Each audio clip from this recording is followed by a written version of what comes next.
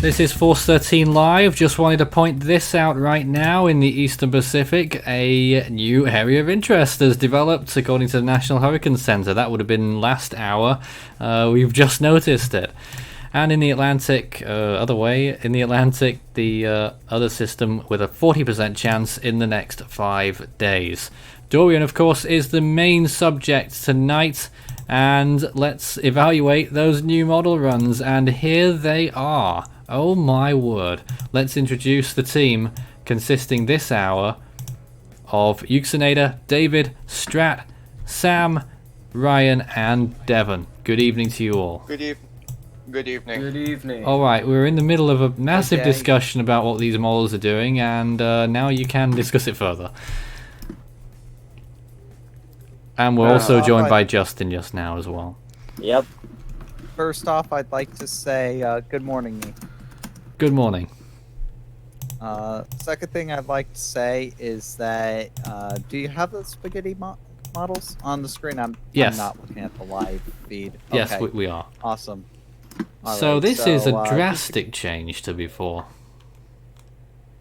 It is showing that the storm does not seem to be trekking far west. You can see that the storm is basically going to be crawling at a standstill at 3 days, and after that we've got very poor accuracy after 3 days. So what you can go ahead and see here is that well, the Navy models are significantly further east than anything else, especially the COAMPS model. The 72-hour point is at the same point as most 48 hours, and if it moves significantly slower than forecast, that would probably be a likely scenario. Most of the models you can see are still going near Florida at the 96-hour period. The TVCA, a notorious ensemble model, that is now offshore. The GFS ensemble and the HWRF still do take the storm ashore. The HMON is also offshore. Anything else here, like the CLP5, TCLP, Tab M, and Tab S, you don't pay any attention to them because they're about as useful as, well. Careful now. Let's not go there. But they're not very useful models, especially when forecasting here, especially when forecasting long term. But when you have these dynamical models, they're all shifting. Both dynamical and global models are shifting further east, which would, one, keep the storm over water longer. That's never good. And two, if it does stay over water longer, then we have the possibility of it just stalling right next to the coastline of Florida and then shooting north into Georgia or one of the Carolinas, which is doubly bad because now we have two landfall effects that we have to talk about. So it's definitely a very hard to predict scenario. I don't think that we're going to have a very good idea of what this storm is going to be doing, at least for another 48 hours, regarding impacts in Florida and now I guess we have to start talking about potential impacts in Georgia and the Carolinas. Oh dear. Well, this makes things a lot more complicated. It's a big shift from 2 days ago where we were fairly certain there was a very tight model consensus about Florida landfall, and at that point we're concerned, coming to this point in time today, Friday night, into the weekend, will we have to start being concerned about the Gulf of Mexico? But to now a completely different scenario once again, where we're looking, will this even make landfall in Florida at all? And what would happen with the rest of the Southeast? What we can't say almost certainly, though, are we reading too much into this? Severely impacted. Could the models just so easily shift all the way back 6 o'clock? Oh yeah, they absolutely could. Shift back easily, but at the same time, it's very interesting. Regardless, it does look over the past few runs, the models have been shifting towards either making a landfall in Florida and then shooting north into the Carolinas overland, or making landfall in Florida, coming back over water, and then shooting north into the Carolinas. So either which way, I think that at some point we're going to have to start talking about effects north of Florida here, because that does seem like what the models are doing. I don't think there's really any model consensus bringing this into the Gulf of Mexico anymore. No. I don't think there's any model support for this going into the Gulf of Mexico anymore. I think that unless you're, say, in Tampa or something, it looks like the west coast of Florida shouldn't be receiving too many direct impacts from Dorian on this. So that's at least good news for the west coast of Florida. The east coast of Florida is completely different here. So we don't really have to worry about the Gulf of Mexico anymore. What we really need to start focusing in on, and like I said, we're not going to be able to tell with any certainty what these impacts are going to be until at least for another 48 hours, which is annoying considering how close it's going to be to land at 48 hours. Yeah. It's going to be right over the Bahamas. Yeah. That's about the only thing that we could say is that the Bahamas can expect to see, at least the northern Bahamas can expect to see, a Category 4 hurricane bearing down on the northern islands in the next 48 hours. And the intensity forecasts, general consensus, somewhere in between 130 and 140 miles an hour in the next 36 hours. I really think it's going to go beyond that, Devon. Well, we'll find out. The conditions are decent. The only thing that's going to really stop it is, I said this a couple times earlier, that because this storm is so small, the storms like these are very prone to rapid fluctuations in intensity, especially when they are stronger. And Dorian is obviously a very small storm. It's about the size of Hurricane Andrew right now. So it's a very small storm. So an eye wall replacement cycle in a storm like this can absolutely destroy the structure of it. So, an eye wall replacement cycle can knock down the storm's intensity by a good 10, 15 knots if it ends up not going well. So Or more. It's just something that you have to keep an eye on. If the storm doesn't get out of its own way, it can definitely stay a mid-range Category 4 all the way through the next 72 hours. But if the storm gets in its own way and has issues with eye wall replacement cycles, and it'll probably be more borderline Cat 3, 4, but it's more than likely going to go up and down, up and down, up and down. It's not just going to stay at one intensity. But for the time being, it's still more than likely that the east coast of Florida will at least get hurricane conditions, dangerous conditions, and Definitely. yeah. I have a bit of an update on reconnaissance planes, actually, if you want that really quickly Absolutely. as well. One of them, Totally. Mission 21, is about to do a south to north pass through the eye, so we could get some data from that. Going to be looking mostly for pressure there. Mission 20, though, is doing a reversal, it looks like, away from the storm at this point in time, before even getting a single pass in. They're going back? I need to wait another 10 to 20 minutes to see the wider shot, but it has done a U-turn before reaching the periphery of the storm at this point in time. This is now the second Air Force plane that's done a U-turn on its way into Dorian. Isn't that the third one today? It looks like it. It's the same plane that kind of glitched out earlier, the AF-307. Damn. I think that's 3 today, but NOAA right? 2. Really? I think so. That's a horrendous track record for such a vital point in time. But what we do still have, though, is we still do have NOAA Mission 21 in there right now, about to do that south-north eyewall pass. Going to give us another look at the intensity pressure-wise, and potentially another wind speed update from the south-north eyewall pass. So it's going to be important to take a look at that as well when that comes in. I think we should get away just because there's so many people watching right now. Just a question. That if you have any... All right. Yep, How is it only a CDPS Stage 6? Well, you're lucky. The inventor of the CDPS scale is Devon. Devon, is it only a CDPS Stage 6? Has it changed? And why isn't it higher? All right, that is a fantastic question because I personally haven't even gotten to the point of running the CDPS at this point in time, mainly It is because still the rainfall 6. estimate, the rainfall estimate is just too hard to pin down, at least for Florida impacts. For the Bahamas, I'm pretty sure they're expecting over 20 inches of rain in the Bahamas right now, and I think that would be a more certain thing. Pretty sure that would bump it up to a 7. I think we only had it down for about 14 inches. In the Bahamas? Yeah. Okay, 14 inches in the Bahamas, then yeah.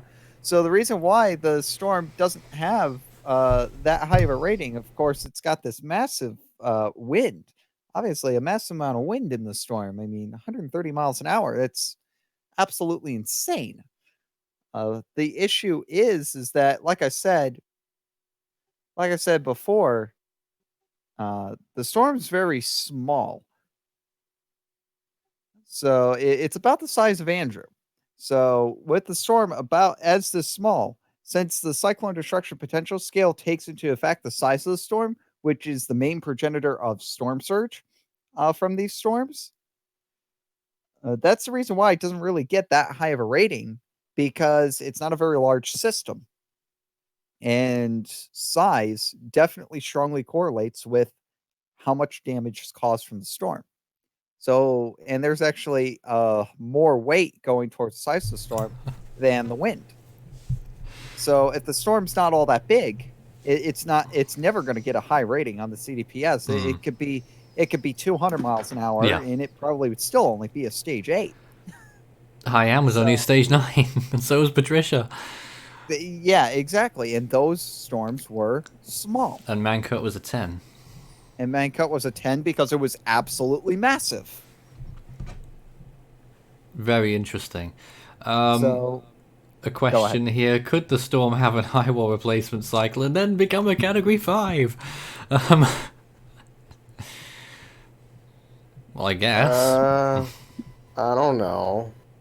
Could happen. Maybe not. Probably not. But I don't know. All of the conditions are favourable enough for that.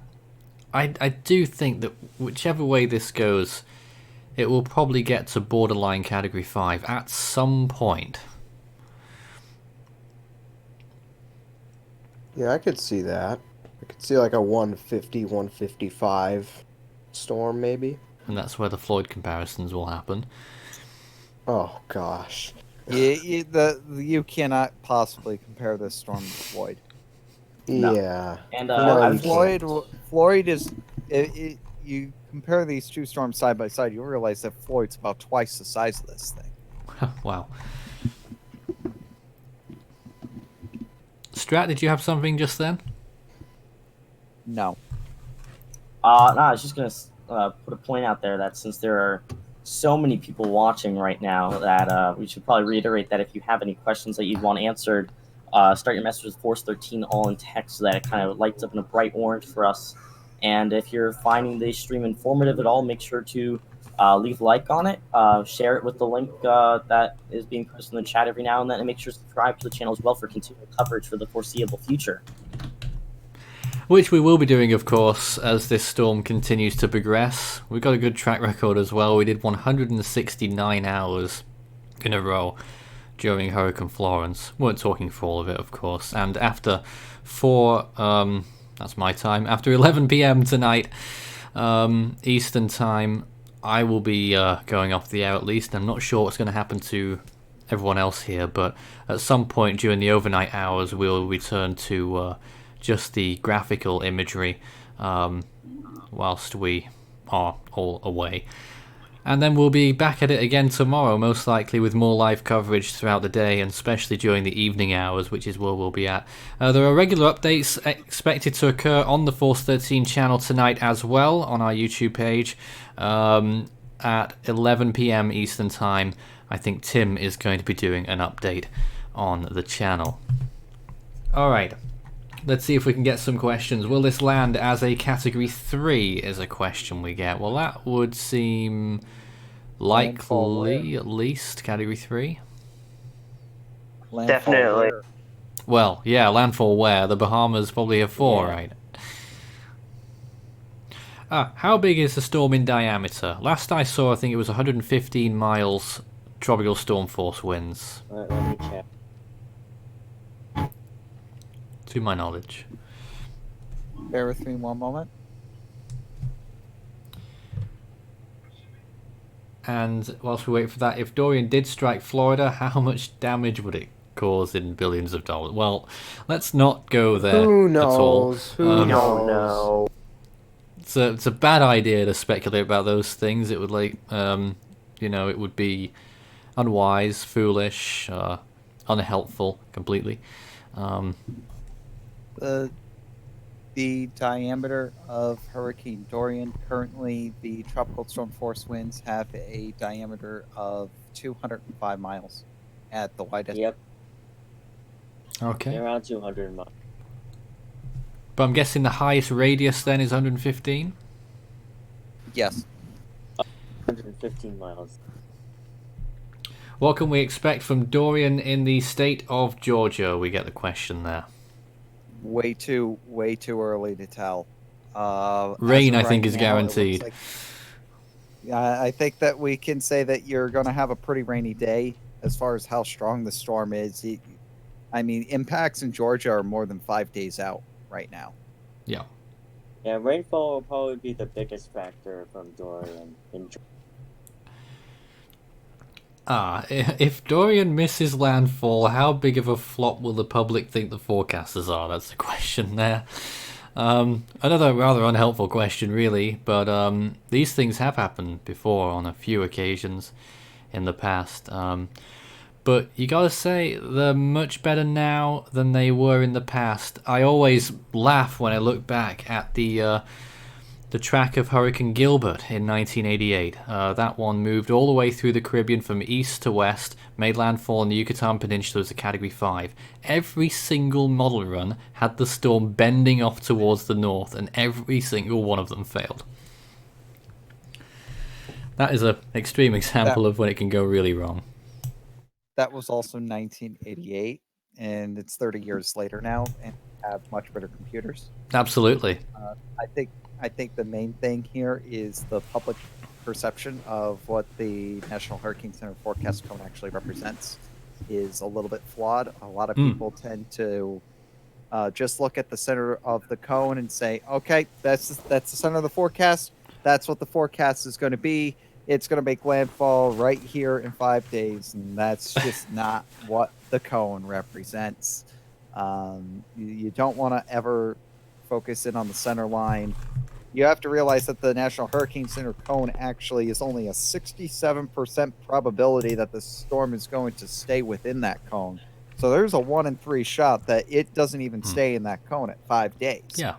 The average error at 5 days, I think, is something like 250 miles. It's big. And also, we don't ever publish on our streams the center line, which I think is just as well. And I think that is appropriate because when you take a look at these forecasts, we're very uncertain about where these storms are heading, especially storms that are running into very weak steering currents like Dorian is. It's very difficult to figure out where the storm is going to end up going, and these are the storms that tend to produce the highest errors. It's not like Hurricane Michael, for example, which was moving pretty rapidly. We knew what the steering currents was, and the model agreement was fantastic. Here, the model agreement is absolutely terrible. It is now. It was initially very good, though, wasn't it? It's been good all the way up to the Bahamas, basically. Yeah, I mean, the model agreement was very good, and with the exception of Dorian dying and reforming in the same day. That's true. And that really changed its whole future. David? I would just like to remind viewers that we are simulcasting onto the main Facebook page, and a special welcome to our viewer down there in Dunedin, New Zealand. Dunedin, New Zealand. Wonderful. Here is the latest imagery once again of the storm. I've been monitoring on and off the eye temperature, whether it's been rising or not. Looks to me it's at least leveled off, and it's just gone down slightly to 19 degrees Celsius. It earlier peaked at 20 Celsius. Around the eye, though, it's it just looks like it's yes. I just refreshed the page for aircraft reconnaissance. The data just came through for the airplane going through the northern eye wall, and they just found SFMR winds of 120 knots. Wow. So does that mean they will upgrade it to 140 miles an hour? That's up to the National Hurricane Center to decide. Would you? As far as the pressure, doesn't look like the pressure's really gone down any.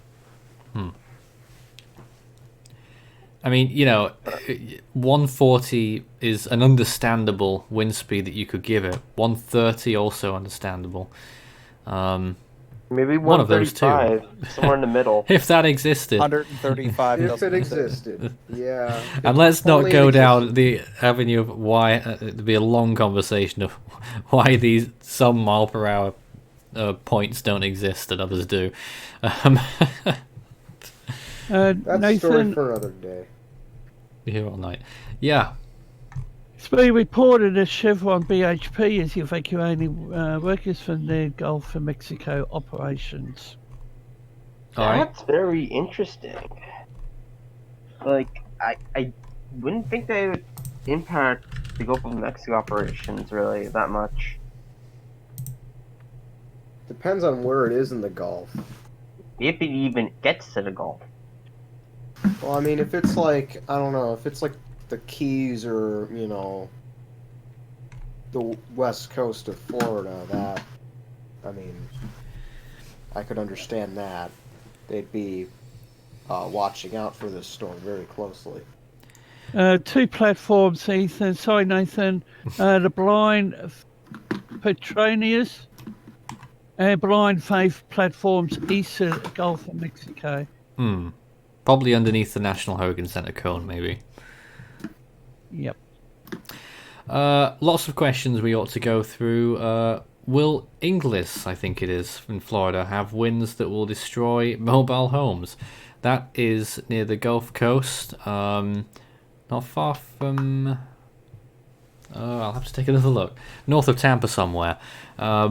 Tropical storm force winds, I would think, are quite likely there. Hurricane force winds, we'll see. We don't really know yet, but if you are in a mobile home in that area, I would certainly be taking precautions and potential for evacuations.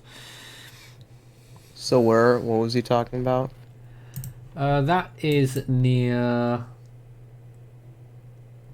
Cedar Key. Oh, okay. I don't know. Probably. Nathan, Yes. I was just going to ask Ethan. Ethan's or not any here, David. Others. Sorry, Ryan.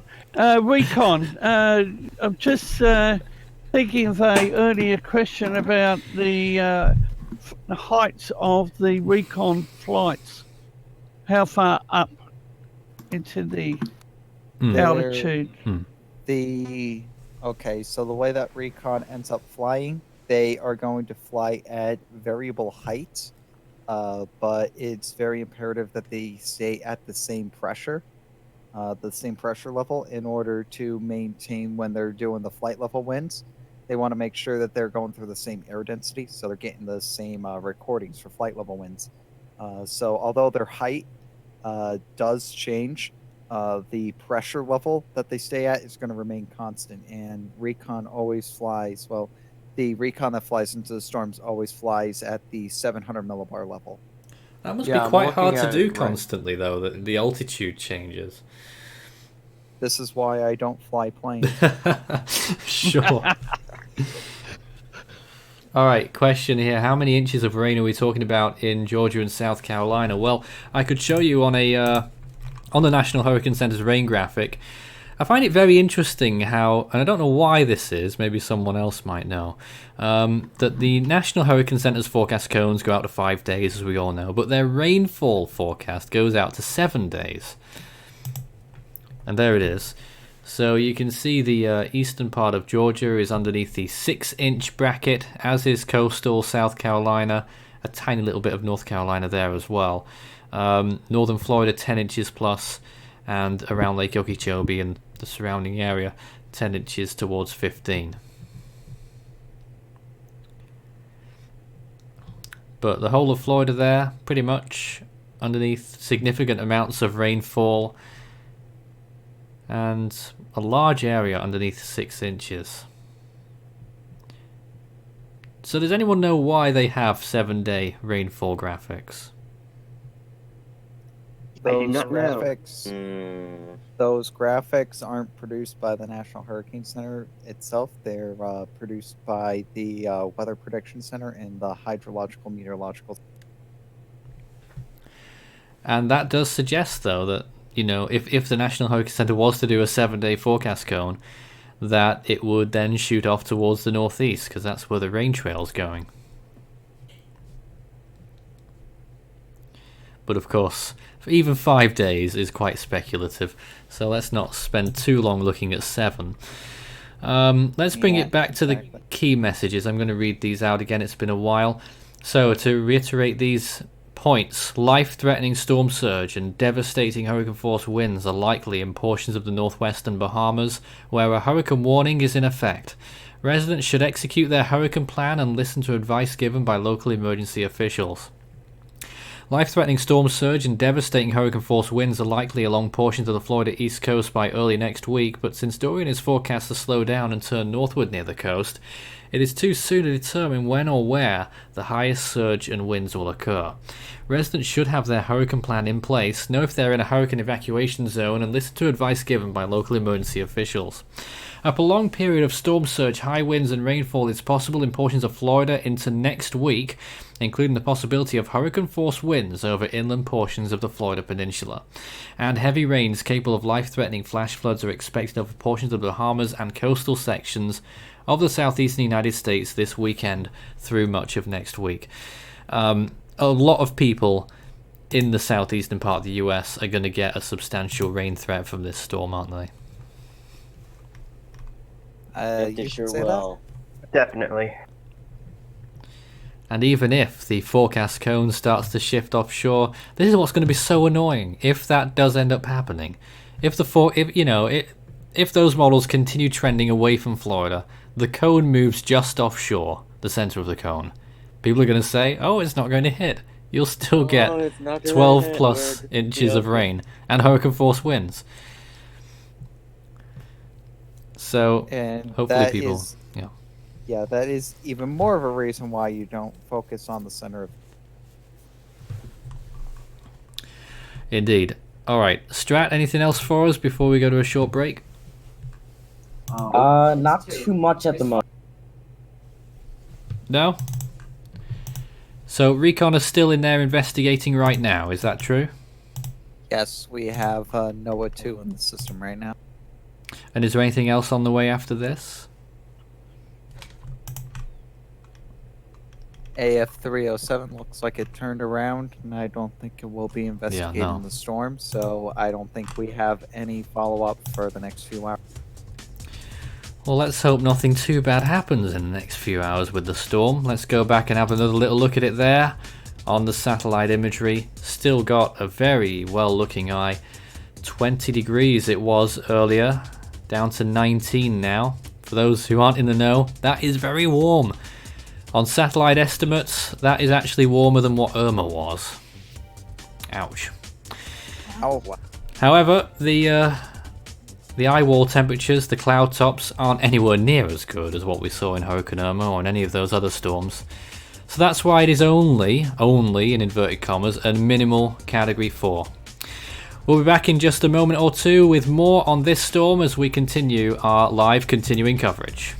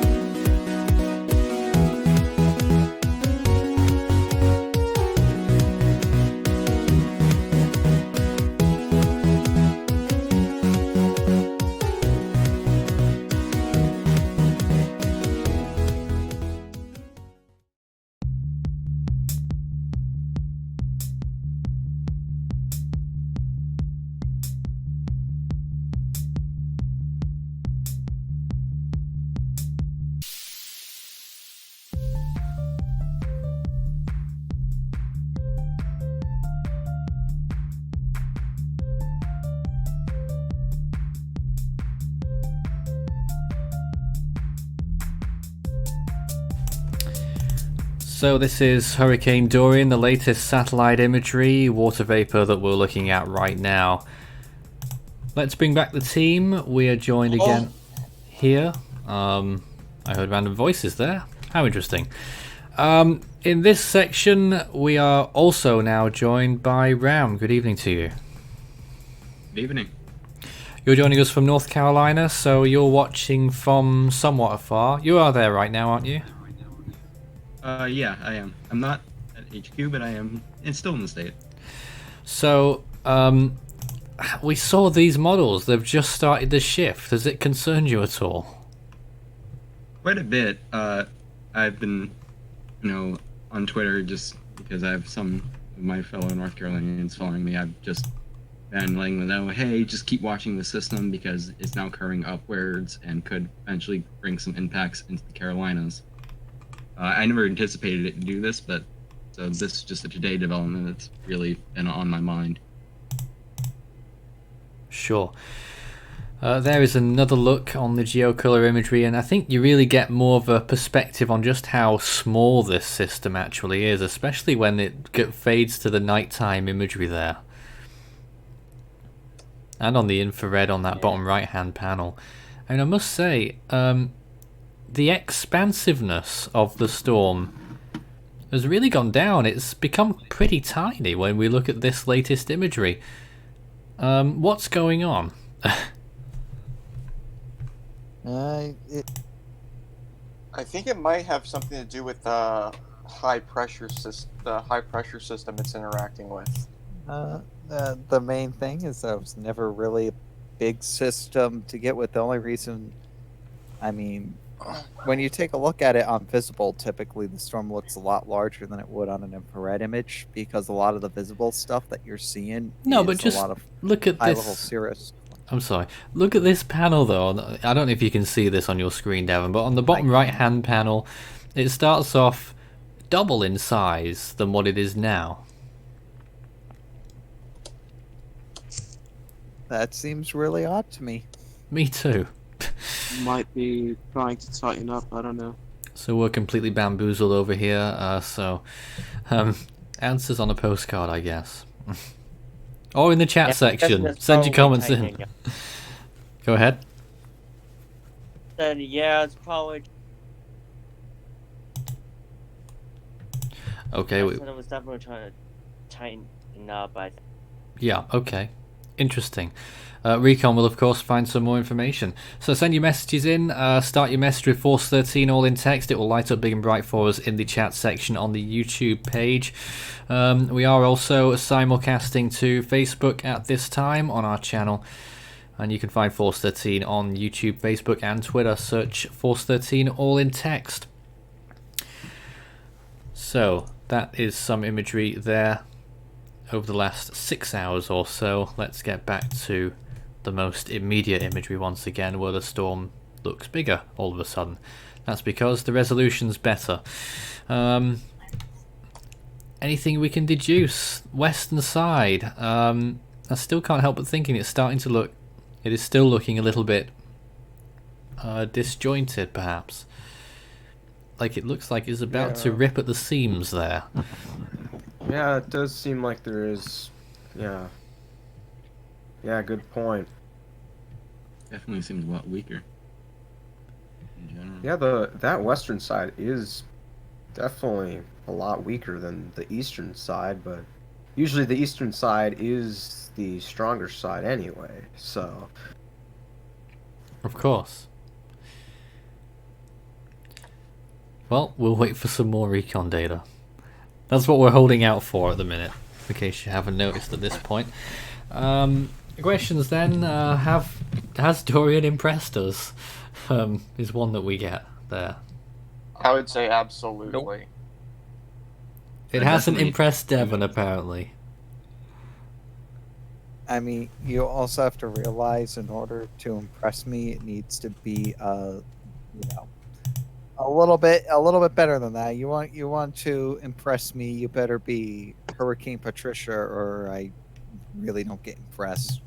What I can say though is that this storm, very difficult to please. I mean, That's my MO, but that's besides the point, and that's not the topic of the stream. What is the topic of this stream, however, is a very pretty looking hurricane here by the name of Dorian. And although I say that it's very pretty, doesn't mean that it impresses me. And you can see here, when you take a look at its structure right now, that, yeah, it does look like that the western and southwestern sides, they aren't looking that great. It's not looking very symmetrical right now. The eye is kind of looking like a semicircle at this time, which is, it's not the structure that you want in order to be as strong as possible.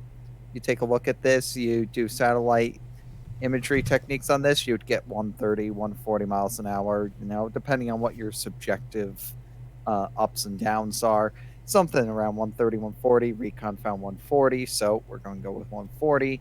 950 millibars because, why not? That's what Recon found, so I guess that's what we're going to go with. We haven't done that just yet, but we might do. One thing I can say is that this eye is very warm. Well, absolutely. It's pretty baffling. Warmer on satellite depictions, of course. Recon, I don't know. But on satellite, it's got a warmer eye than Irma, a warmer eye than Maria. I think it might be a warmer eye than even Michael, or might be level with it. Oof. I hate to break in here, but I would like to turn your attention to a very interesting recon, a dropson scan that David, our own Force 13AU's David, posted. And it's showing some pretty interesting knot readings. They're too small to see, so could you describe them to us? Yes, so the table for the mandatory level data showing wind speeds ranging between 116, as low as 116 knots, and even as high as 168 knots. Like level. Yes. Is that wind speed or gust? It looks like it might be gusts, but I'm not completely sure about that. But it looks like it's interesting to note there. If you want to note something that's really interesting here is 950 millibars at the surface with a wind of 18 knots, which suggests that the pressure is lower than 950. Indeed. So what would you say it is, Devon? 948, 47? Yeah, 48.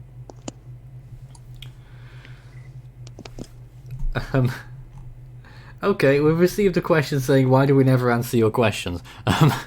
Well, I managed to get to that one at least. We've had so many questions tonight. It's been absolutely impossible to keep up with every one of them, but we are really trying. How comparable is Dorian to similar-sized hurricanes that have hit Florida in the past? I don't know who might want to lead on that question. Well, for one thing, it's definitely not Andrew. No? Or maybe it's semi-Andrew, but weaker. A semi-Andrew but weaker. That okay then. I'm sorry, I may have. I really don't know how to probably. Alright. Okay, here's some more questions that I missed. Because of the small size of the storm, if the eye wall collapses, can we expect it to be a weaker storm by the time it hits Florida? Too early to tell. Florida impacts are at least 3 days. Alright, well, that's that one answered. Strat, are you with us right now?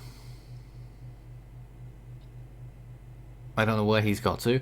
Okay, well, everyone appears to have vacated the studio right now. I'm still here. I'm still here now. Yeah, okay, wait, of course, I'm still here. Euxinator, you're there at this point in Florida, and I think you're one of the only people in here who are in Florida, so any update on what things are like there on the ground, any preparation work, people's attitudes, etc.? Let me just say the attitudes of people, they are not taking it as seriously as they should. There are still a lot of people in town. And there's just a lot, like, it just stormed here like a hour ago-ish. Like, really bad storm. Like a severe stormish. Okay. But other than that, so it's still a bit wet. But in terms of preparations, there's still soccer stuff. There's still soccer game going on tomorrow night, and there's a bunch of other things. Yeah, I don't know. In Gainesville, I know they're preparing for the storm. In Gainesville, they're putting sandbags from fraternity houses. They're doing other stuff.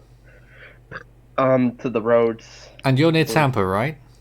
Yeah, I'm in Tampa. So I guess it's still not completely set in stone that the hurricane's going to come now, but people do need to have their preparations in order.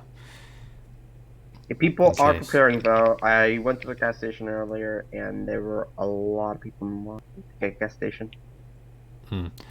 Well, that seems like the thing to do. We do tend to every so often get questions about whether the storm that we're tracking at the time, whether it will produce tornadoes. Is there any indication that we can look at that tells us how likely it is to produce tornadoes? Well, that is. I would say, if I could, I do have a little bit of knowledge on this, but not a whole lot, because there's so many factors that there are a lot of factors that would come into play for like tornadoes and tornado outbreaks and hurricanes, but they are but nonetheless they are quite common in landfalling hurricanes. They occur they usually occur in the northeastern quadrant, and tornadoes are usually not that strong, and they usually occur in the outer bands when they interact with land, because it's more poorly organized especially when it's more poorly organized. All right then. Let's see what else we have here. I had that one. Sorry. How much is the high pressure system above Dorian? How much will it affect the storm's path? Well, that is the $1 million question right now, isn't it? Yeah, I guess. The main pivot to the storm's movement really is how much is the high pressure ridge going to stay strong or indeed weaken. And I'm guessing it's straightforward in those new model runs that we saw earlier, Devon, that they've been trending north because the ridge has been simulated to be weaker.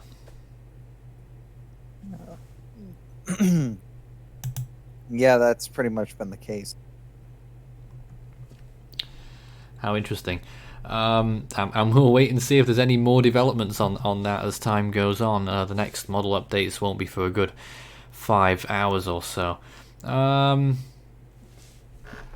people wanting us to talk about the tropical wave off Africa. I don't think we're going to get much airtime of that tropical wave off Africa because it isn't really a storm and isn't a Category 4 like Dorian is. Yeah. And it's also like 2,000 miles away from. Let's go back to some more imagery here. This is the almost completely up to date. The last image there, 4 minutes old. And again, we had a decent flare up in that storm not so long ago in Dorian, but in more recent frames we're seeing less of the darker reds around the eye, and to me it looks more 130 than 140, Devon. Yeah, it might look more than 130 than 140 to you, but Recon says otherwise. Absolutely. And as we always say, the storm can look like absolute trash. If Recon finds stronger winds than what it looks, then the stronger winds it will be, and that's how Hurricane Irma got to its initial, when they at the time we were going with maybe 150, 155 miles an hour. Boom, recon enter, 175 mile an hour winds. Totally crazy day that one was. That because Atlantic hurricanes follow things such as logic and reason. Yep, Absolutely. Got a mind of their own. So again, here we are with the latest imagery of the storm. Let me just try and get some dimensions for you in terms of the storm's size. So looking at that main area of rainfall underneath the hurricane right now, so we're talking about all of those green areas and more. I'm just going to calculate here the distance of the diameter of those areas for reference, and we'll get onto that in just a moment as soon as my tools start working. That would be very helpful indeed. So roughly 250 miles wide is the main area of rainfall, and north to south it's only 160 miles north to south. The eye of the storm at last check, as of right now basically, is 363 miles from... Oh goodness, I've forgotten the name of that island. The first island that would get the hurricane landfall. So you would be. Are you talking about the Bahamas? Yes. I don't know either. Here we go. Oh great. Freeport, maybe? Andros Island, maybe? No, it's not Andros Island, definitely not. Alright, well, I completely forgot that the island that Treasure Key is on, and Marsh Harbour, and the other island, which has Freeport on it, that one's Grand Bahama, right? Still getting my geography sorted out here. That'd be The Great Abaco. Great Abaco Island. Which one's Grand Bahama then? Is that the other one? behind it? The left of it. Yeah, that's the one I was Just to the referencing. left of Yes. Great Abaco. Okay, we got it now. We got there in the end. So it is from Freeport. In any case, it is 475 miles right now. From Nassau, it's 393 miles. From Miami, Florida, 557. From West Palm Beach, 555. From Cape Canaveral, 616. From Jacksonville, 725. Orlando, 660. Tampa, 711. So those are the mileages away from the area. It's moving at 10 miles per hour, so if it kept moving at 10 miles an hour all the way, it would get to Florida in 50 hours. That is just about over 2 days.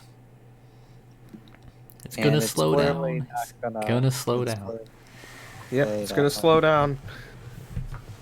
I think one of the ironies about this storm is that it's not going to hit Eleuthera Island, which is notorious for getting hit by every major hurricane that's ever existed in the Atlantic. Just checking latest eye temperatures. I'm not getting anything above 17 now, I don't think. So the eye is cooling a little bit. That's absolutely pathetic. Is it? I told you I'm not impressed. 18. It is still 18. It's lost 2 degrees though. NOAA 2 has finished recon within Dorian. We do not have any planes in Dorian, and we are not expecting to have any planes in Dorian for quite a while. So again, we're on our own, folks, after the recon has passed through.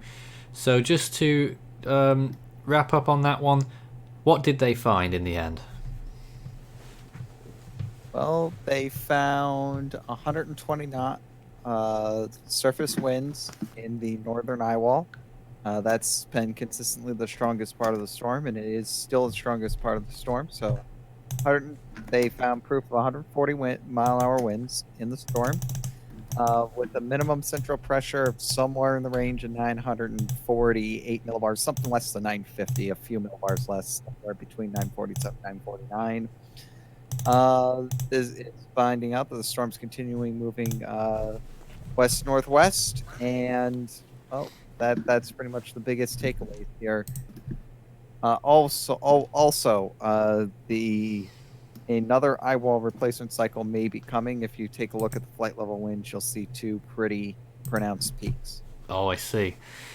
Who knows when that might be, because it's sort of been looking like it could do that at any time since the last, 3 or 4 hours whilst we've been on the air. But we're still not there yet. So what would happen? The eye wall replacement cycle, how much intensity do you think it might lose? And then, does it change anything after that? Don't think it will, but we'll have to find out.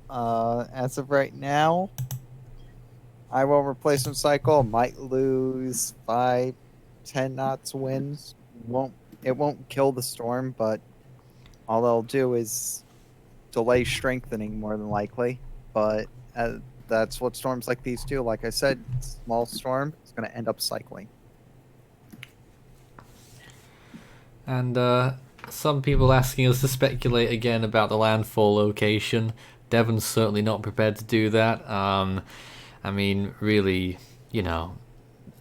let's just to remind everyone again of the National Hurricane Center cone, which might remind you just how much spread there still is, how much room there still is for this storm to go in almost any direction. The center of the storm could pass anywhere within that cone. That means it could make landfall in Key Largo, or it could not make landfall in Florida, or actually even in the Bahamas at all. And note that it's a 67% chance to stay within the... Yep, even that is not a 100% cone either, just to add even more complexity to it all. But this is the time where we really start to point out that the cone isn't everything. Look how large the wind field is. Not particularly large, but it is still larger than the cone up to the end of day 2. So, that wind field, you've also got to consider that when you're looking at whether the storm will, the storm could pass anywhere within that cone, and its wind field with it, which will probably become a little bit larger. And, say for instance, the storm did make landfall in Key Largo, probably won't happen. The wind field would still reach the tropical storm force winds all the way up towards West Palm Beach, I should think, and hurricane force winds almost maybe as far as Homestead. And that would be if it struck right now, but it will increase that wind field over time.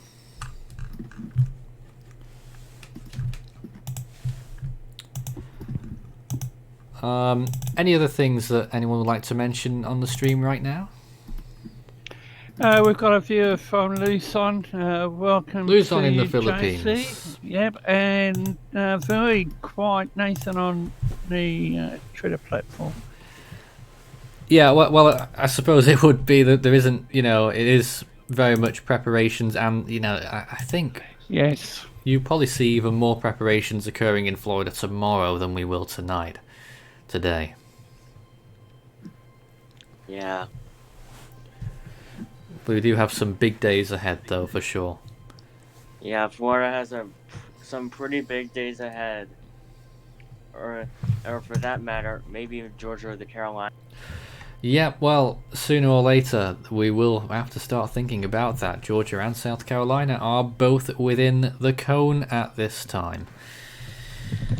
So, to just reiterate the latest, Hurricane Dorian has winds of at least 130 miles per hour. We think now it could be 140 miles per hour according to recon planes that have been passing through the storm recently. The National Hurricane Center's next update is in an hour, and that will have the very latest information on the storm, and we'll bring it to you live. For the time being, we're taking a short break now. We'll be back again top of the hour in just a few minutes. We'll see you then. Stay tuned. Top of the hour.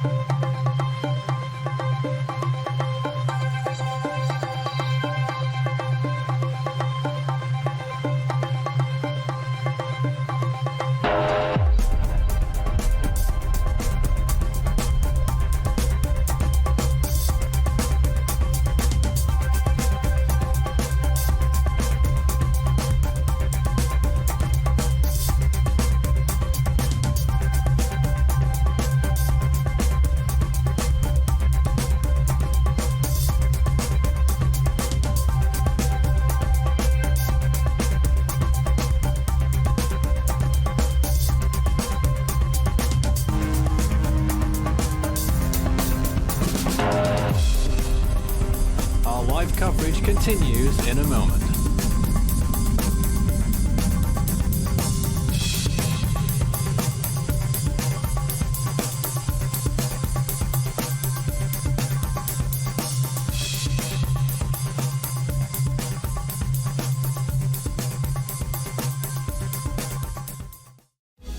You can also help the project become even better by becoming a patron. You can see more information about all the benefits involved by visiting patreon.com/Force13. With a special thanks to these people for being our most valued patrons this month. You can also check out our growing merch store so you can show Force 13's colours wherever you go. You can also find a link to our Discord server underneath this video in the description.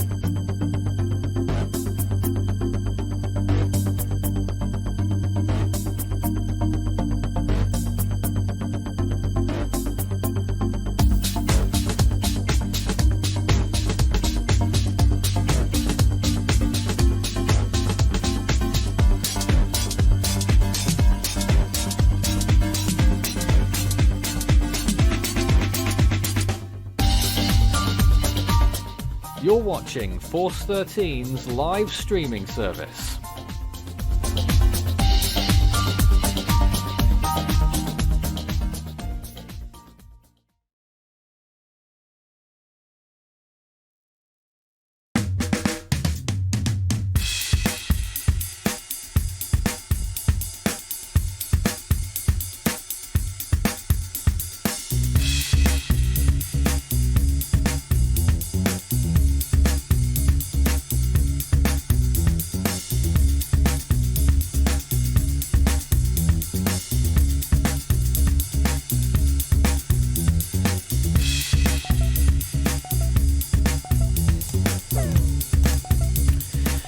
This is Force 13 Live. We are continuing to track Hurricane Dorian. We are in our 6 hour of coverage tonight, covering the storm as the night draws later. The eye appears to be shrinking slightly on that imagery. The western side of the eye wall looking ever more flaky as the latest images go by. But Recon appear to have found 140 mile an hour winds. That is what we'll be going with momentarily on the graphics above and by the side of our screen.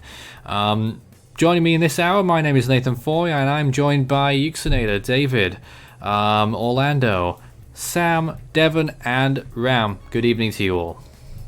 Hi, Nathan. Hello, people.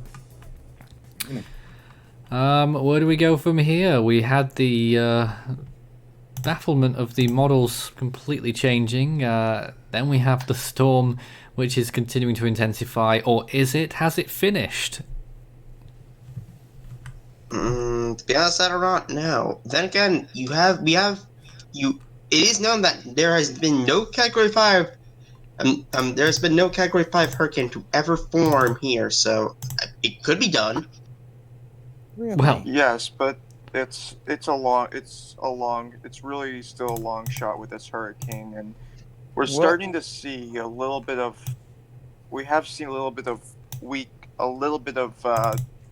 irregularity in its shape. What do you mean by no Category 5 has ever formed there? Can you please elaborate upon that? Basically, there's on the east coast of the U.S., in this area, off the coast of Florida in the east coast. Andrew, Irma, 1938 hurricane. I was thinking Just to name a few. Say Andrew. That was something that I did. Something that we talked about last night. All right. Well, I'll tell you what the confusion is. I said the other day that Dorian was in a position in the Eastern Caribbean when it was, that no storm really had come from the Eastern Caribbean to become a Category 5 off the US East Coast. Now, there is, anything can happen when you put one record against another, I suppose, but most of the storms that did become Category 5s in this region formed way off towards the east over the central or eastern Atlantic. I see what you mean now. Okay, that makes a lot more sense. One thing I will say is that apparently AF307 has turned back around again. What? And might be heading back towards the storm. I don't know what it's doing. Okay, that's certainly very interesting. We don't make the decisions here. We just waste plane fuel. That doesn't sound very good. Well, who knows what they're up to. We'll try and get an answer for you. They're the experts. Yep, they certainly are. You can send us any questions during this hour. It's my last hour at least. I'm not sure what's going to happen with the stream after that. We're going to continue to run no matter what. Whether we'll have further commentary after 11 p.m. remains to be seen. But send in your comments and questions. We'll take as many as we can. Start your message with Force 13 all in text, and it will light up for us in the chat section. And hopefully we'll get onto them. I think still some people are shocked that Dorian is a Category 4 in the first place. A lot of the media outlets, what I cited yesterday, imagery, and they were highlighting Cat 4 today. Yes. Oh, it's a Cat 4. A question there. Someone wants to know, how do we track the planes?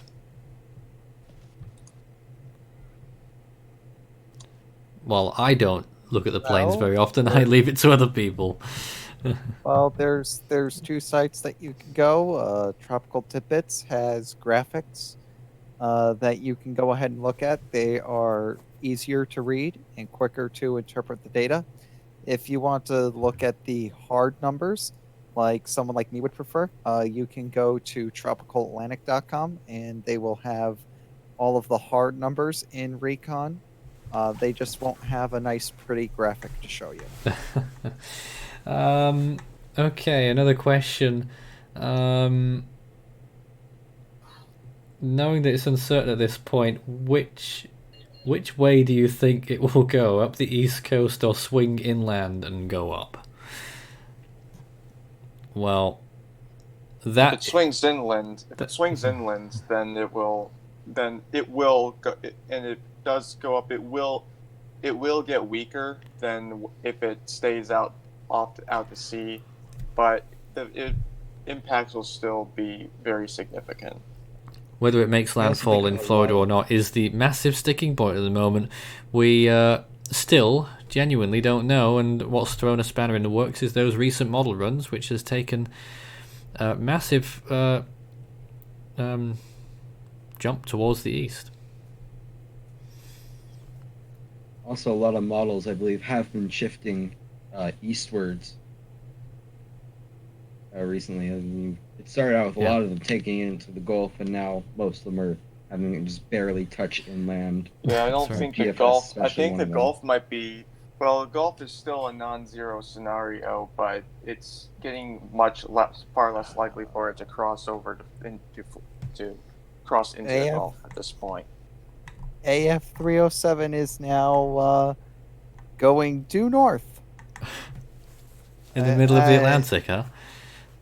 Yeah, it's decided to head directly for Eleuthera Island, and then it decided to stop, do a loop around, and then go due north. So I don't know if they're going to turn this to an upper level mission, where they try to investigate the upper levels of the storm, if they're going back into the storm for the lower levels. I don't know if they've changed their game plan now twice in the last hour. I'm not sure what they're trying to accomplish here with AF307. How interesting. It's weird. Or maybe the Bahamas probably told them to stop flying over their island. Quite possible. Goodness knows what's going on. I'm sure we'll know at some point. How long until the next update on Dorian on the channel? Well, we are doing a regular video update. Tim is running that. I expect you'll see it at some point after 11 PM Eastern Time. It will basically have all the same information that we're putting out, but if you do want to see that, you can of course have a look as soon as it gets uploaded. Subscribe, you'll get notifications. Good idea. Alright, let's see what else we've got here.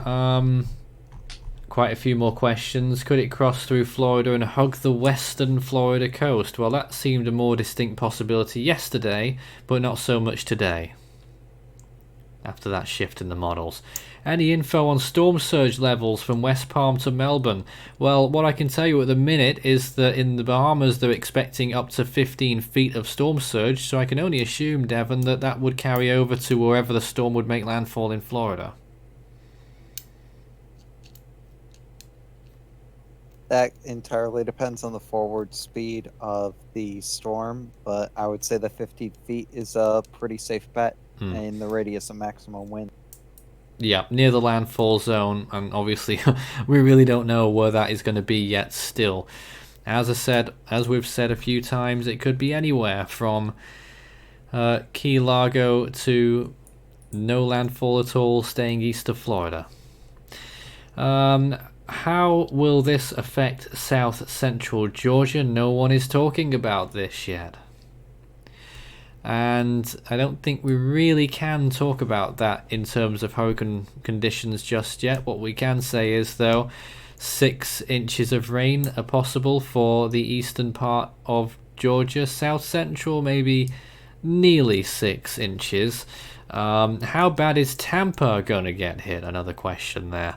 Well, with that shift in the models again, I think hurricane conditions still possible, but maybe decreasing a little bit. Tropical storm conditions still very likely for the Tampa area. This is where I'd like to butt in regards to the storm surge question. Hurricane Andrew's storm surge peaked at 17 feet in the landfall area. So maybe 15 feet might even be a bit large for Florida landfall. Wow. That is also directly due to how small Dorian is. Will Dorian just stay at the same intensity for the rest of its run then? Is a question there. Could happen. Very, very, very unlikely that it'll do that. Especially with the I don't. It's going to be a different intensity every single advisory, whether if it's going up or down. Yeah. Is it possible for this hurricane to dip and not be affected by the ridge? Not be affected by the ridge. It's being affected by the ridge right now. Yep, that's why it's moving sort of west. Let's just see if we can go and grab that. Okay, the long-term imagery isn't really working at the moment, but if we can get that working, we'll see whether we can. If the imagery is not working, just open it in a different browser. We'll get it in just a moment. I just want to see if the imagery is showing maybe whether it's turning west a little bit or not. I don't think so, looking at it. Looking at the rapid scan, but I just want to see. Let's see, we've got this imagery now. Oh, no, it's still cycling through each. There it goes again. I think there might have just been a slight westward jog there. Whether it's a turn or not, well, nope, it isn't. It is just a slight jog there that we saw. Yeah, that's interesting. It's gone. It went northwest at first, and then it's gone a little bit more west-northwest in the last 2 or 3 hours. But we really are looking into tiny storm movements here, and the motion is still very much in between west-northwest and northwest. A question here from Andy. A lot of people in my area are talking about Dorian. What will the effects be in South Carolina? Well, especially along the coast, obviously, there could be a significant threat for surge, for hurricane conditions. Inland, it could be 6 inches of rain, and that forecast could increase if the forecast track takes it further north, which is possible. Let's see here. Just lost it again. Everything's going too fast. Could the storm just not turn northward at all and cross straight through Florida? That is still very much a possibility on the table right now, yes.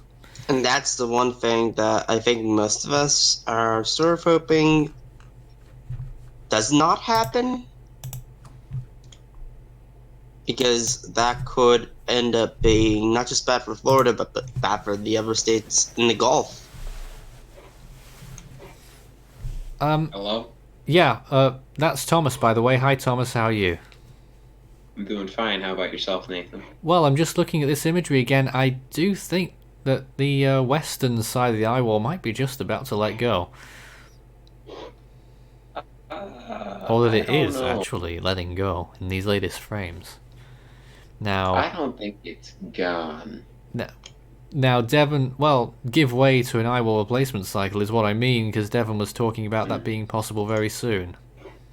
Yeah, it looks like, at least when I looked at some microwave imagery about 50 minutes ago or so, that the eye wall looked very well established, but there were these bands that were kind of forming, and you can kind of see on satellite imagery these bands that were kind of starting to form, and I think a eye wall replacement cycle is about to occur, and I think that's really bad news, because what's going to happen is the only real bad condition for Dorian at the moment is a little bit of shear, and what's going to happen is it's going to move into these very good conditions of low shear, high sea surface temperatures, high moisture content, and if it undergoes the eye wall replacement cycle now, and assuming it can keep itself together, which I personally think it will, I think that its shot of intensifying quite a bit further after de-intensification I think its process of re-intensification will be relatively quick after the replacement cycle. But don't you think it could have done even better? The eye wall replacement cycle, assuming it's happening now, has occurred at a time where conditions are actually most favourable. Tomorrow wind shear will rise a little bit up to about 10 knots. Still not very big, but at the moment it's got around 0 knots. Yeah, it's really negligible. Either way, it could have done it at a better time, but I still think that it's the next 48 hours or so, maybe 36, it's got to intensify. And I think that afterwards, as it slows down, it's really going to be maybe maintaining, gradually weakening. Because what's going to happen is shear is going to increase a little bit, and we're going to have these competing steering flows right as it goes through the Bahamas and off the coast of Florida. And what's going to happen is it's going to slow down quite a bit, and it's going to move very, very slowly as it moves up the Florida coastline. So I think it's going to really hug the Florida coast, and quite simply, I think it's just going to be moving quite slowly as it does so before finally the trough takes it up north. A lot more questions, including 1 or 2 interesting ones. Someone actually wants to see microwave imagery. I don't have that with me. I don't know if anyone else has that at this time. It would be rather useful at this moment. Can this be an Andrew 2.0? I mean, the storm's best analog right now is Hurricane Andrew. Yes. So, I mean, it does have all the potential in the world. If this thing comes ashore as a Category 5, or even if it's moving at 2 miles an hour, it's Andrew 2.0. And then right below even if that, the storm comes ashore as a Category 4 and moves at 2 miles an hour, it's an Andrew 2.0. And then right below that, what makes everyone keep comparing this to Andrew? So we're getting all kinds of comments. I'm comparing it more to Matthew than Andrew right now. Well, no, the reason. Well, here's the thing. This storm didn't hit Haiti. Second thing is that Dorian and Andrew have had pretty similar tales as far as how they formed. They were both very weak systems. Basically died. In case Dorian, it did die, and the center ended up reforming. So that was a big thing in Dorian's time frame. And Andrew, a very similar thing happened where it basically died in the eastern Atlantic, and then they both came into a very similar location where conditions were perfect, and they both rapidly intensified into very small Category 4 hurricanes heading towards the Bahamas. The key difference here is that Andrew was being pushed along by a very strong ridge. Dorian will not have the aid of such a ridge. So, due to this, that's going to be the key difference here between Andrew and Dorian, is that even though they have very similar conditions, very similar times of year, very similar progenitor stories, very similar climatological conditions, like you keep on nailing down just how similar these storms are. It's just that one, the steering currents setting up heading the storm towards Florida are really different, and that's going to be the key difference between these two storms. That, and it also, it might not be as intense as Andrew was. Well, that's also to be determined, honestly. Hence why I said it might not. All right. Yeah, we'll see. What would it take to push Dorian eastward and offshore? A high pressure system coming down from the northwest, perhaps? A low pressure system coming down from the northwest would actually do. If a high pressure system came off to the northwest, that would actually throw it directly into Florida. Yeah, I was gonna say. High pressure rotates storms clockwise around it. That is always a useful thing to remember. I now believe we do have some microwave imagery as well, provided by our delicious. All right, here is a microwave image. How recent is that? That is from some time ago, actually. It's from about 4 hours ago. The latest one is utter garbage. Like, you can't tell anything from it, so that's the best I got. It's the best we've got right now. An image from earlier today, microwave pass. Alright.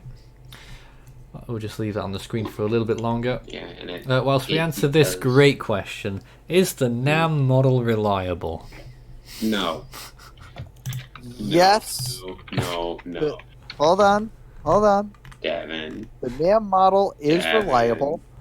Listen to me. The NAM model is reliable for literally anything that is not tropical systems. There you go. Okay, there we go. I was in the context of tropical cyclones. Yep, don't look at it. It was saying, well, let's not say what it's been saying recently. Well, it said things about a lot of storms lately. It said things about Barry like it was going to be a sub 900 millibar monster. All right, that's enough of that. So I think you can tell where that's going. But fake news central. There's why not to rely on the NAM. A question: is there a risk of flying debris? I think there is. Yes, if it goes anywhere near a landfall. In any hurricane, there's a risk of flying debris, even if it's a Cat 1.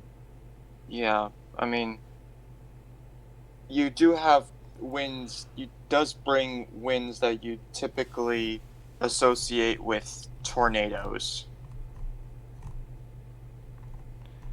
It's very, very similar, but it's more spread out. It's a lot more spread out than in just over only up to a few miles. It's over way more than that.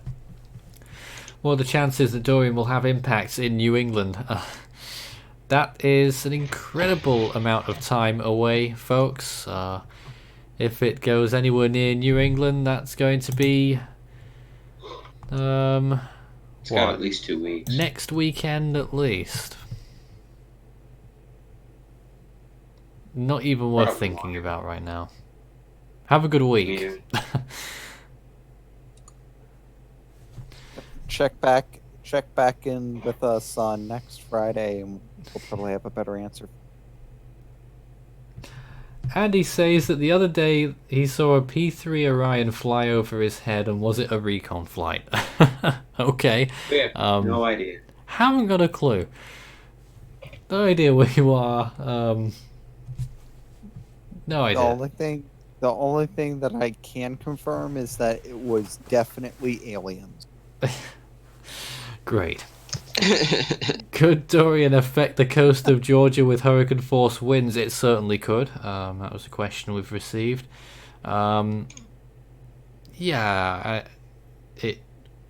it does move into Florida, do you think it could emerge still as a hurricane, though? Yeah. It depends. It depends on where it's emerging. If it's emerging in the Gulf of Mexico, oh god, with how slow it's been moving, I don't think so. If it emerges back in the Atlantic, with how slow it's been moving, depends on how far inland it gets. It's really hard to tell right now. And there's a chance it may not Too even far land. into the future.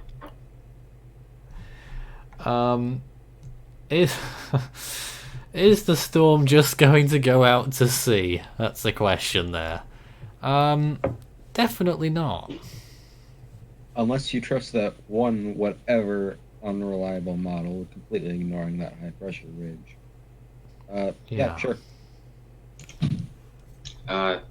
No, it's not going to go out to sea. It could not make a direct landfall in the United States. That's a possibility. It will definitely have severe impacts, whether it makes a direct landfall or not. But at this point, especially with the significant eastward trend as the storm has started moving slower than expected, there is a chance it may not make a direct landfall. And that is something we've got to watch very closely. How many miles out away from the eye would you feel major effects of Dorian? Depends what you class as major. Tropical storm force. What do you mean by major? Winds extend out up to 115 miles. Hurricane force winds still 30 miles, isn't it? In radius. So, you know, take your pick out of one of those. And so, say that the hurricane force winds extend out 30 miles. How much of that would be, say, Category 3 winds? If it extended how far out? Hurricane force? So if the hurricane force winds extend out about 30 miles in all directions, how much would you say is Category 3 winds in that? Say maybe 10 nautical miles. So that would be very destructive winds in that particular area. I'm not the most qualified to make a decision like that. I don't know what the exact ratio would be. Well, neither am I. I'm just trying to see if we can get some answers for the viewers. Another question, could it get to Category 5? Well, yes, we've been speaking about that all evening. And the chance is very much there. Yeah. I personally have been saying over the past couple of days, I think it's had a good shot, and I don't think it'll make a landfall as a Cat 5, but I think it's got a really good shot at it. I personally think it has a better chance than not of doing it. Interesting. Would it be a bold claim to make? Would it be worse if the hurricane stayed offshore near the coast than if it made landfall? And some people I've heard so far tonight have said yes to that question. Do we all agree with that? I would. If it doesn't make a direct landfall, land interaction isn't going to be quite as impactful. It's going to be much stronger for the land that it does scrape, and also the land that it could impact in the future as it makes its recurve.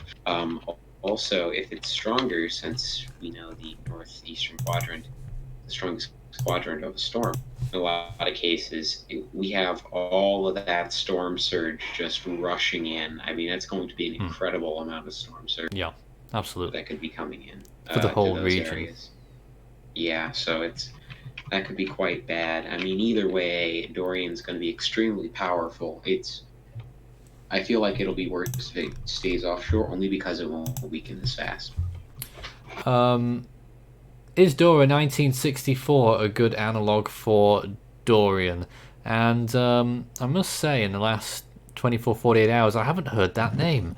What has happened to the Dora comparisons? Are they still there? Is it still on for an analog for that? Well, Dora was much further north. And a lot weaker as well, I believe. Weakened to about a category 2 for Landfall. 1. 1.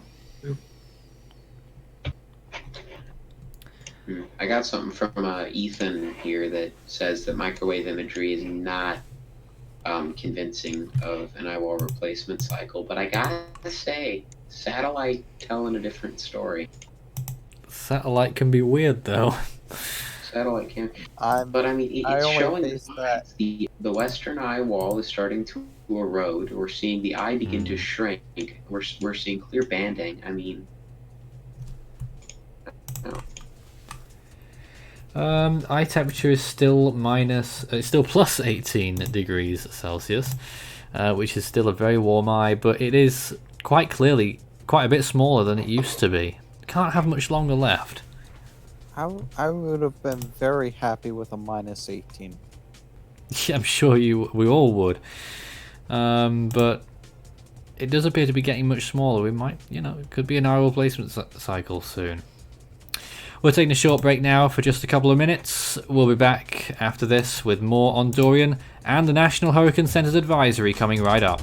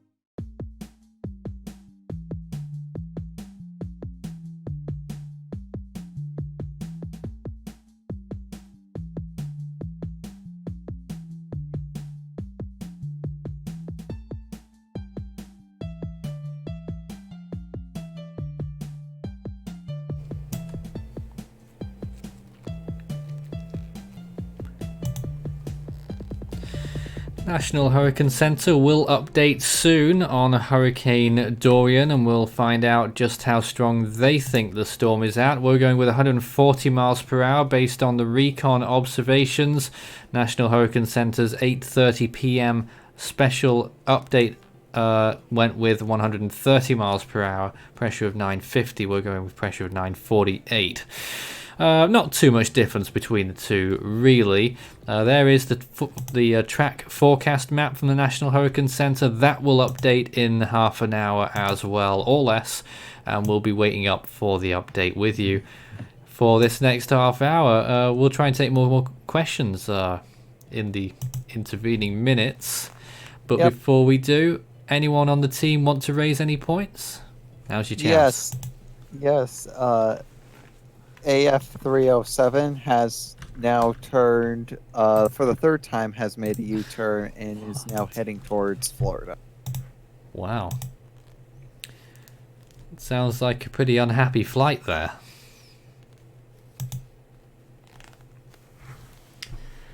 There we are, back with the latest infrared imagery of the storm, and the eye keeps enduring at the moment. We'll see if it keeps doing that. I don't think it will. I think it's gonna collapse here soon as a new eye wall takes over. Although the thing is, on satellite now, I'm starting to see this more robust convection just on the very inner part of the eye wall. What would be the outer band there? I don't see much of one that would take its place. So I don't know if there's a complete band around it that's going to successfully choke it off or not. Yeah, we're still getting a reading of 18 degrees Celsius inside the eye. That is very warm.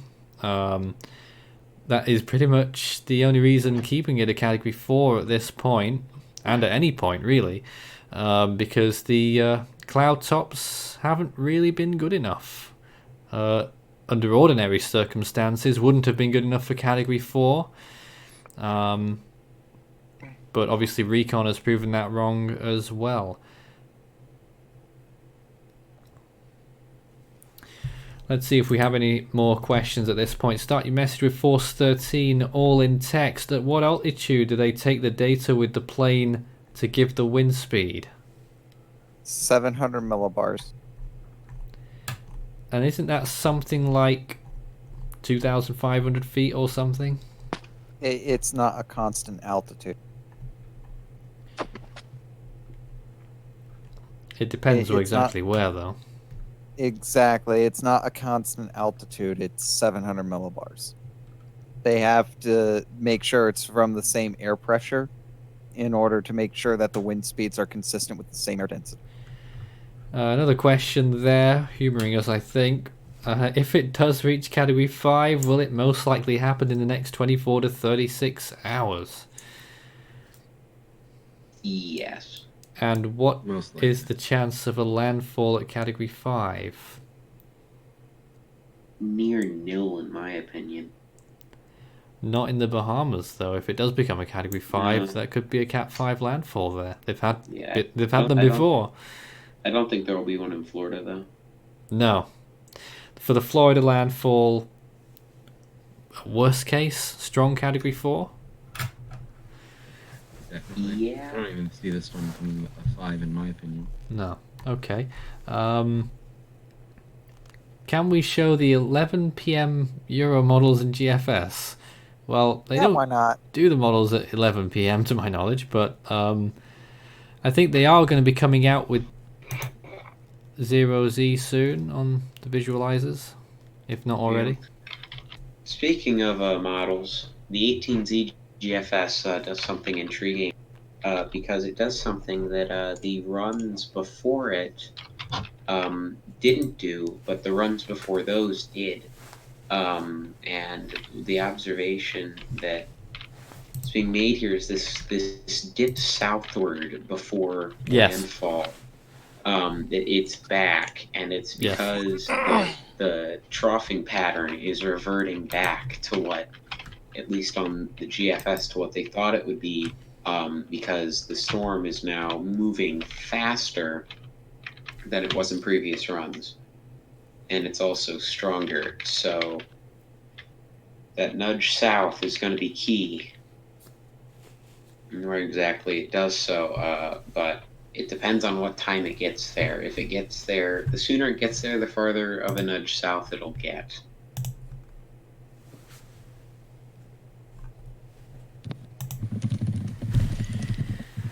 We are just twiddling our thumbs, really, waiting for the National Hurricane Center to release their update. A lot of typists in the studio as well, busy at work over there. And that the update anytime in the next 20 minutes, and we'll find out just how strong the National Hurricane Center think that this storm has got to.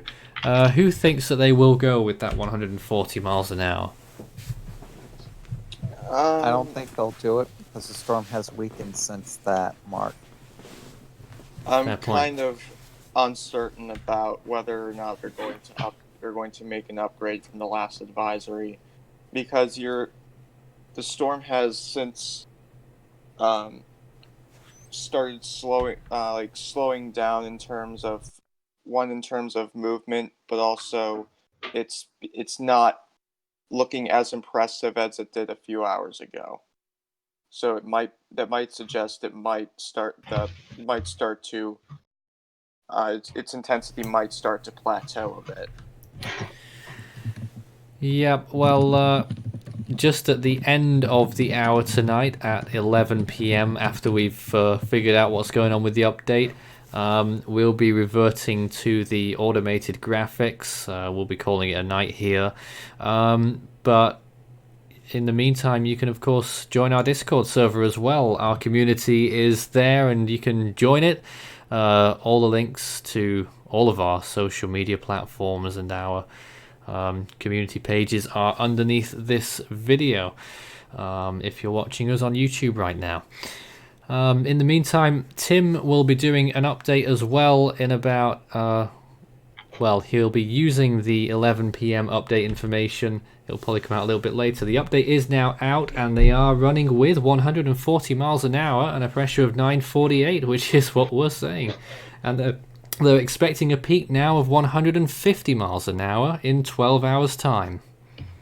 They must have been watching us. Wow. They're spying on us. 150 mile an hour peak expected in 12 hours' time, and then down to 145 miles per hour into September 2nd. We do have a new update from the National Hurricane As Center. I've just said, indeed. Yes, a preliminary. It has just come out, yes. They're saying it is stronger. He's in the middle of reading it. No changes to the warnings. No real change with everything else, but I'm yet to see that forecast cone, and that's the next thing we'll all want to see. Yeah, I think it's going to shift. I love forecast cones. Yes, 140. Yes, we do have 140 miles an hour. Category remains a category 4, and I'm waiting for that forecast discussion. Minimum pressure Totally. 948 millibars. As was said. So just to reiterate the breaking news, the National Hurricane Center have gone with the 140 mile an hour recon reading with a pressure of 948 millibars. We don't have to change any of our graphics to reflect that. Right, it looks like is this a 3 UTC update? That's Yes, it is, right. Yes. Yeah, the forecast discussion is out there, so you can take a look at that. So the forecast discussion The forecast is... advisory is not the discussion. Right? No, yes, the discussion isn't out just yet. Just sit tight, everyone watching at this point. We're just waiting to get the new graphics. It is out. It is now.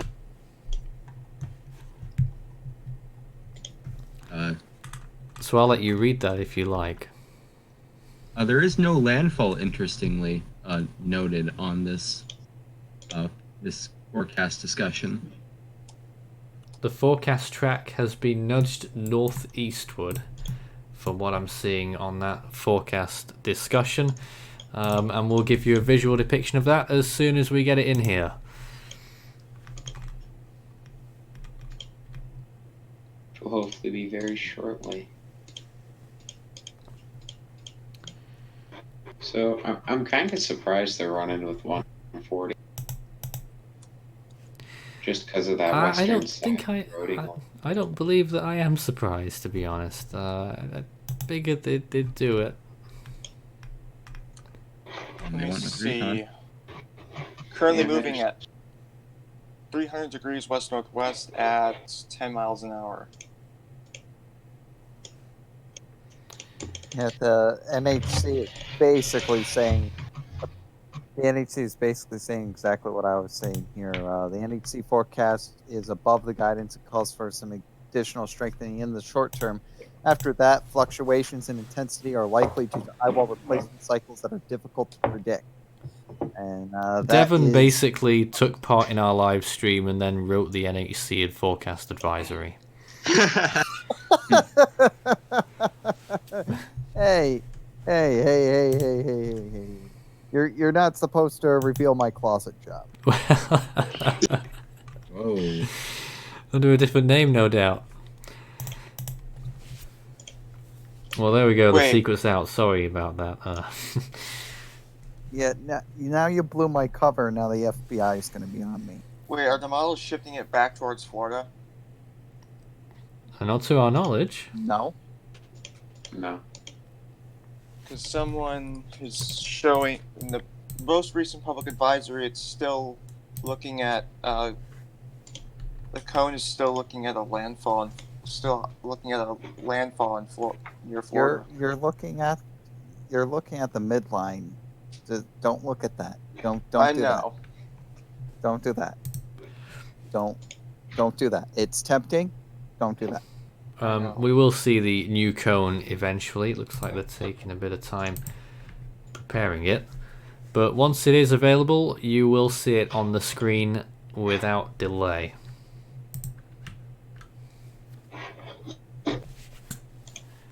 In the meantime, we're still enjoying the imagery and what appears to be, the eye just hanging on. New cones. We will have that as soon as we can. Yeah. That does not make landfall. Yeah, it doesn't. Yeah, but that still looks really bad for areas like Jacksonville and Savannah, Georgia. I don't know. We talk about the cone has center basically track a lot. shifted slightly towards the east and northeast, and it is finally available on our screens here. There is the latest cone. Don't look. Yeah, don't pay attention. You shouldn't be paying attention to the line at all. So 140 mile an hour winds right now, moving west-northwest at 10 miles per hour.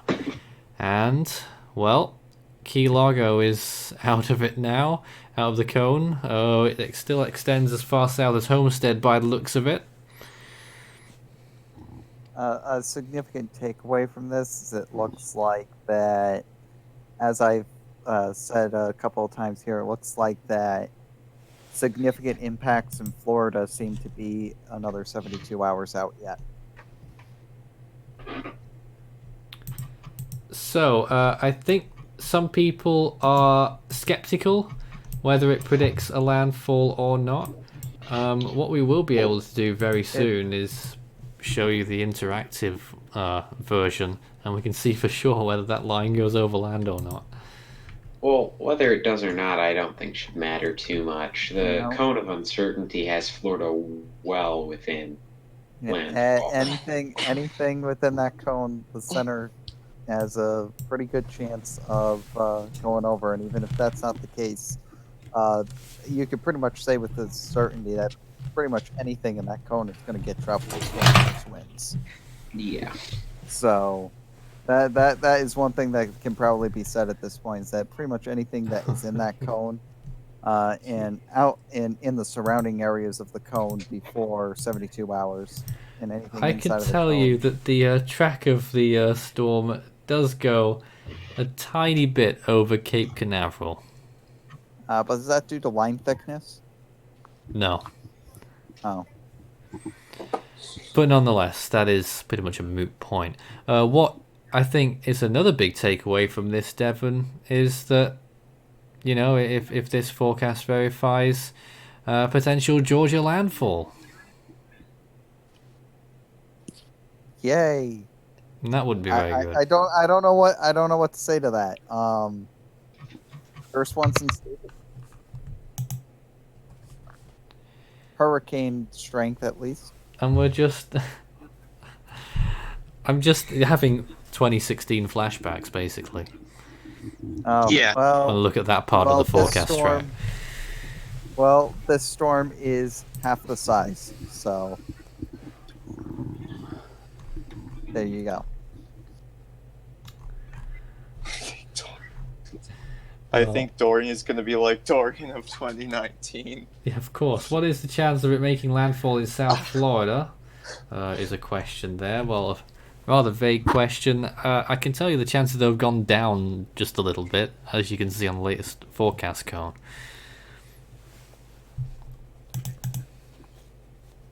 Yeah, I mean, in regardless of landfall, significant impacts are likely to occur for southern Florida. So regardless of where it makes landfall, a lot of areas in southern, especially southeastern Florida, are going to get quite a few significant impacts. So I would be on high alert if in southern Florida or especially southeastern Florida.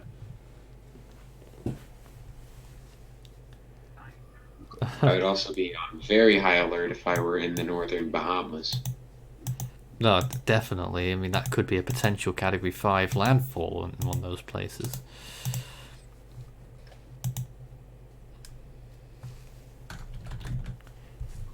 I don't think we're scaremongering by saying that, because it's a very severe threat that we're looking at there, and it does have precedent. What is the CDPS for the area right now? Oh, we've not calculated that yet. Man.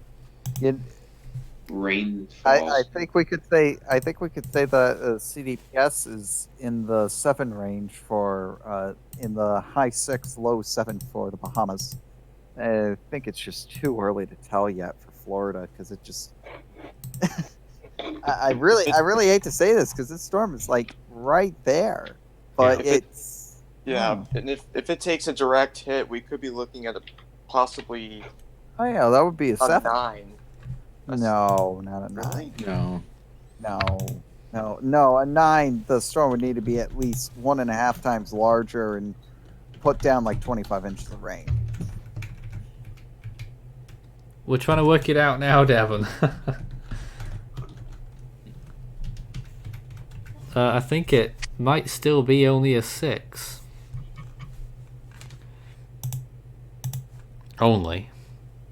In inverted commas. That's definitely not an only. 6 is very significant. Like anything above 4 is really not a good day, and anything above 7 is potentially catastrophic. So 7, 8, 9, of course, the full 10 is ridiculous, but anything that's 7 up is potentially catastrophic damage. Just now looking, and actually you might be right on this, because rainfall estimates have gone up quite a bit, rainfall forecast, so it is now a mid-range stage 7 on the CDPS for the Bahamas. That makes the most sense to me. So stage 7, what storms could you compare that to? Oh boy, can you give me the number total? 42.99 points, actually. So it's 43, really. Right. Just 1 moment, so I can control F the hell out of my spreadsheet. Let's bring us back, whilst we're doing all these number crunching activities, to the infrared imagery once again, and just as it looked like that eye wall was giving up, there it is again, pushing up towards the southern side, and a clear red area surrounding the whole eye once again. That western side continues to seem to get worse in the looks of things. Yeah. No, better now. Really? And the latest eye temperature is, I think we're only getting 16s now, actually. Oh my, well, there you go.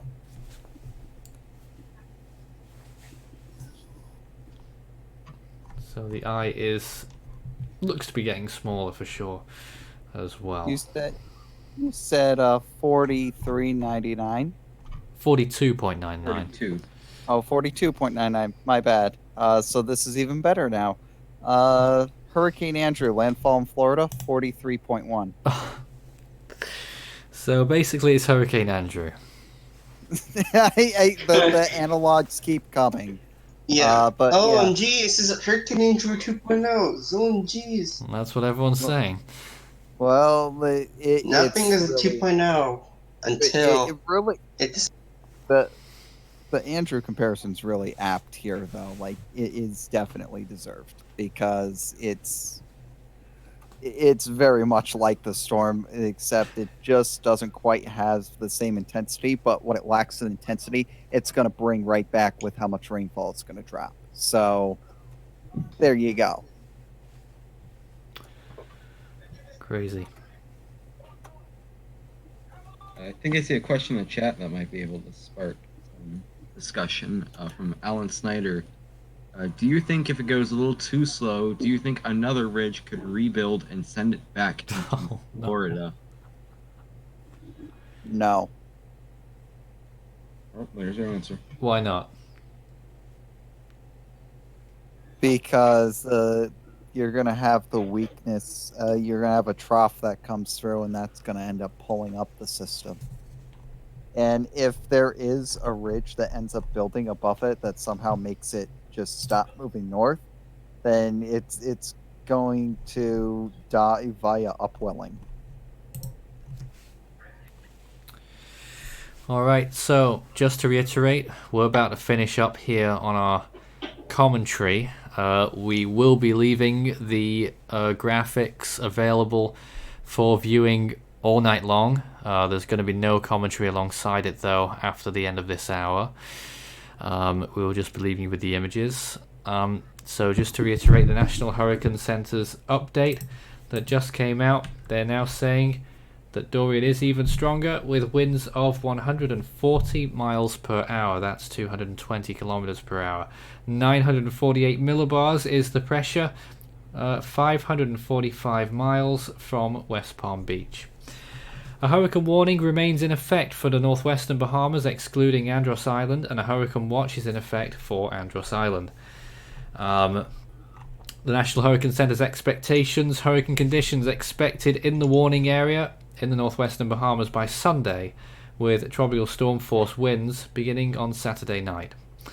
A life-threatening storm surge will raise water levels by as much as 10 to 15 feet above normal tide levels in areas of onshore winds in the northwestern Bahamas. Near the coast, the surge will be accompanied by large and destructive waves. Dorian is expected to produce the following rainfall accumulations this weekend into the middle of next week. The northwestern Bahamas, 10 to 15 inches, isolated to 20. Coastal sections of the southeastern United States, 6 to 12 inches, isolated 18. And the central Bahamas, 2 to 4 inches, isolated up to 6. This rainfall may cause life-threatening flash floods. And swells are likely to begin affecting the east-facing shores of the Bahamas, the Florida east coast, and the southeastern United States coast during the next few days. These swells are likely to cause life-threatening surf and rip current conditions. Please consult products from your local weather office as well. So those are the main threats, the main points. And the uncertainty is still looming large, just as the storm itself is at this time. Any final thoughts from the team? Not really. Oh. I have. Well, at least for me. Thomas. I'd just like to say, Oh, okay. Orlando, go ahead. I was just gonna like to say that even with the shifts in the forecast, we are many days away till any potential direct impacts or landfall, if possible. That still remains as a possibility at the moment. Just listen to your local authorities for any sort of evacuation orders if necessary, and always have your, even with or without the system, it's always better to have evacuation plans set up, and also hurricane being prepared for hurricanes, especially if you're in an area where risk for that. beyond that, it's just monitor the system closely and stay safe. Thomas? I think that my big thing is going to be that a lot of people are looking at this from a standpoint of, is it going to make landfall? Is it going to be a Category 5? Regardless of its intensity and regardless of if it does make a landfall, serious impacts are going to occur. It's going to be a major hurricane hitting a populated area in Florida. It's going to hit the Bahamas. It's going to drop a lot of rain as it slows down.